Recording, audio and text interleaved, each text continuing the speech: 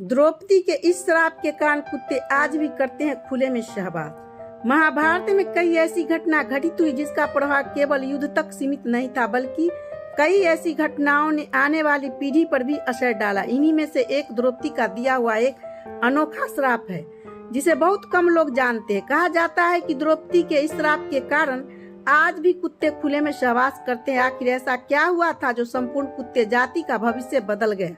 आइए इस रहस्यमय कथा को विस्तार से जानते हैं। द्रौपदी पांचों पांडव की पत्नी थी। यह एक असामान्य विवाह था, लेकिन इस विवाह को सुचारू रूप से चलाने के लिए पांडव ने एक नियम बनाया। नियम यह था कि द्रौपदी प्रत्येक वर्ष एक पांडव के साथ रहेगी और जब वह किसी एक पांडव के कक्ष में होगी तब कोई अन्य भाई उस कक्ष में प्रवेश नहीं करेगा। अगर कोई इस नियम को तोड़ा तो उसे 12 वर्ष का वनवास भुगतना पड़ता। इस नियम का पालन सभी पांडव ने किया, लेकिन एक दिन एक विचित्र घटना घटी जिसने सब कुछ बदल दिया।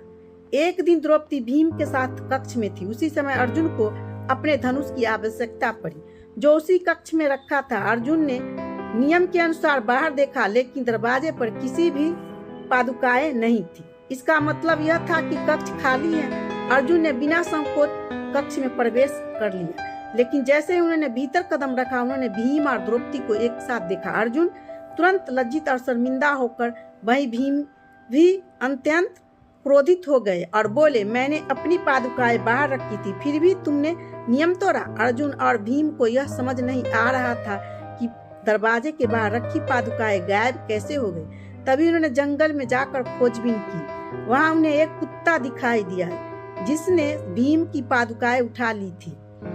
इस घटना के कारण अर्जुन को नियम के अनुसार 12 वर्ष के लिए वनवास जाना पड़ा और द्रौपदी अत्यंत लज्जित महसूस करने लगी। गुस्से में आकर द्रौपदी ने कुत्ते से कहा, तुम्हारी वजह से मेरे और पांडु के बीच अपमानजनक स्थिति उत्पन्न हुई है। जिस तरह आज तुम्हारी हरकत के कारण मुझे लज्जित होना पड़ा, उसी तरह तुम्हारी संतानें भी हमेशा खुले में सहवास करेंगी और संपूर्ण संसार उन्हें इसी रूप में देखेगा। द्रौपदी के इस श्राप के कारण आज भी कुत्ते खुले में सहवास करते हैं और उन्हें इस दौरान कोई लज्जा महसूस नहीं होती। महाभारत की यह कथा हमें यह सिखाती है कि हमारे किए गए कर्मों का प्रभाव केवल हम तक सीमित नहीं रहता, बल्कि वह हमारी आने वाली पीढ़ियों पर भी प्रभावित कर सकता है।